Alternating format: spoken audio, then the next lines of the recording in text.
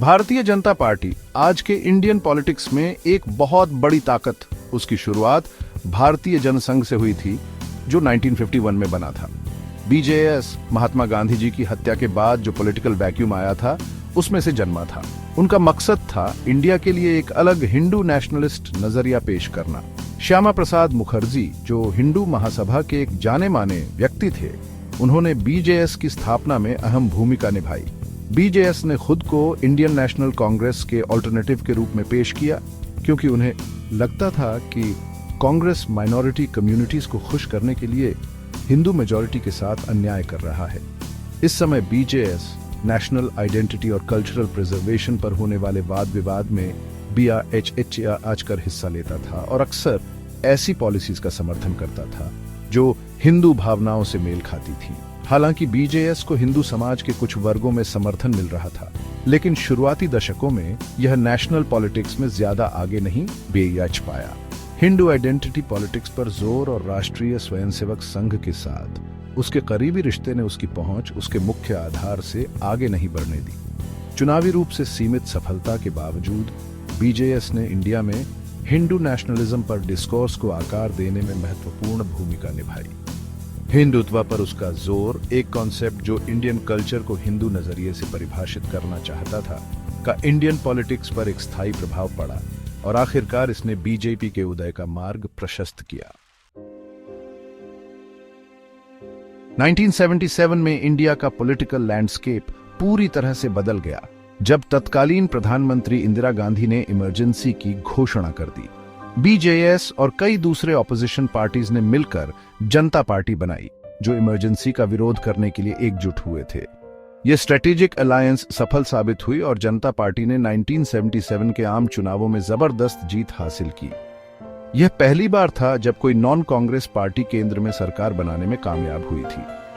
हालांकि जनता पार्टी की सरकार ज्यादा दिन नहीं टिक पाई और आपसी मतभेद और गुटबाजी के चलते गिर गई। 1980 में जनता पार्टी के बचे हुए नेताओं ने मिलकर बीजेपी बनाई और इंडियन पॉलिटिक्स में अपनी जगह बनाने की ठान ली। अटल बिहारी वाजपेयी जो बीजेएस के एक प्रमुख नेता थे, बीजेपी के पहले अध्यक्ष बने। शुरुआती सालों में बीजेपी को बहुत संघर्ष करना पड़ा। 1984 में इंदिरा गांधी की हत्या और उसके बाद कांग्रेस पार्टी के प्रति सहानुभूति की लहर के कारण उस साल हुए आम चुनावों में बीजेपी को करारी हार का सामना करना पड़ा। पार्टी लोकसभा में सिर्फ 2 सीटें ही जीत पाई, जिससे उसके भविष्य को लेकर सवाल उठने लगे।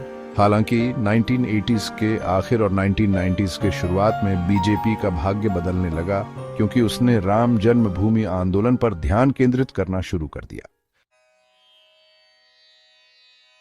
राम जन्मभूमि आंदोलन, जिसका केंद्र अयोध्या में विवादित स्थल पर राम मंदिर के निर्माण की मांग थी, पूरे इंडिया में हिंदू राष्ट्रवादियों के लिए एक जुड़ने का जरिया बन गया। एल.के. अडवाणी के नेतृत्व में बीजेपी ने 1990 में राम रथ यात्रा का नेतृत्व किया और भ्रति हिंदू भावनाओं का फायदा उठाया, जिससे पार्टी नेशनल पॉलिटिक्स में सबसे आगे आ गई। बीजेपी का उदय कांग्रेस पार्टी के पतन के साथ हुआ, जो अंदरूनी कलह और भ्रष्टाचार के आरोपों से जूझ रही थी। 1996 के आम चुनावों में बीजेपी लोकसभा में सबसे बड़ी पार्टी बनकर उभरी, हालांकि उसे बहुमत नहीं मिला। अटल बिहारी वाजपेयी के नेतृत्व में इसने एक अल्पकालिक सरकार बनाई जो 13 दिनों तक चली।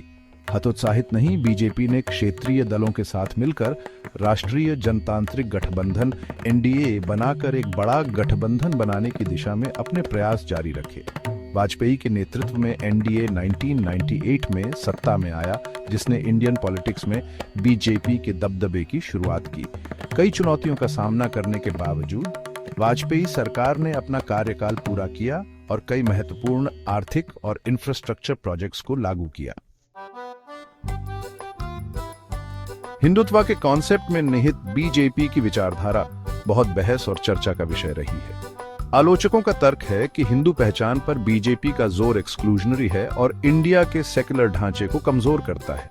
हालांकि बीजेपी का कहना है कि हिंदुत्व के बारे में उसका नजरिया समावेशी है और यह इंडिया की प्राचीन सांस्कृतिक विरासत का जश्न मनाता है।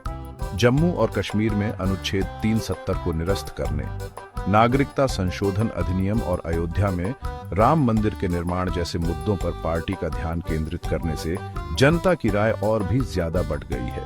2014 में मजबूत आरएसएस पृष्ठभूमि वाले एक करिश्माई नेता नरेंद्र मोदी का बीजेपी के प्रधानमंत्री पद के उम्मीदवार के रूप में उदय पार्टी के सफर में एक महत्वपूर्ण मोड़ साबित हुआ। एक मजबूत और निर्णायक नेता के रूप में उनकी छवि के साथ साथ डेवलपमेंट ओरिएंटेड एजेंडे ने मतदाताओं के एक बड़े वर्ग को आकर्षित किया, जिससे बीजेपी को 2014 के आम चुनावों में जबरदस्त जीत मिली। मोदी के नेतृत्व में बीजेपी ने 2019 के चुनावों में और भी बड़ा मैंडेट हासिल किया, जिससे इंडिया में सबसे शक्तिशाली राजनीतिक ताकत के रूप में उसकी स्थिति मजबूत हुई।